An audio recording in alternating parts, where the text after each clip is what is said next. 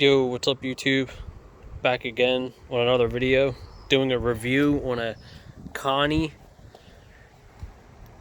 bike lift stand. Doing a review on this. It's one of these cheap Chinese models, but I haven't seen a video yet of anyone doing a review on it. So I'm gonna do a review on this stand. It's okay. It actually works great. See that little bolt?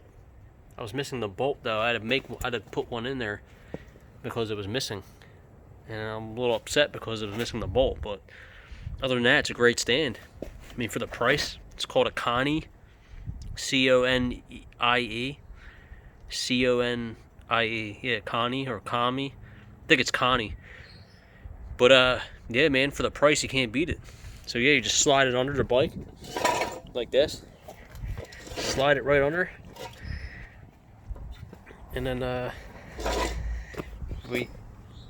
sorry about that because I'm the only person holding the camera here. So you just put it under like that, you slide it under, then you push this down, and then just push it down. Bang, goes right up. You know, it actually holds the bike very nice. I was pretty impressed. Does work.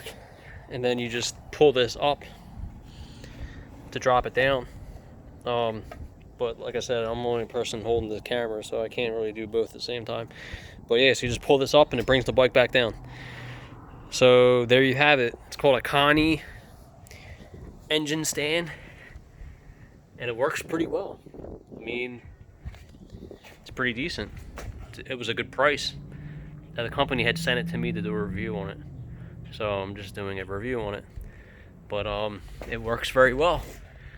For the price, you can't really go wrong. But like I said, it was missing the screw though when they sent it to me, which kind of stinks. But hey, it is what it is. Okay, that's the review. Thanks for watching, and stay tuned for more videos.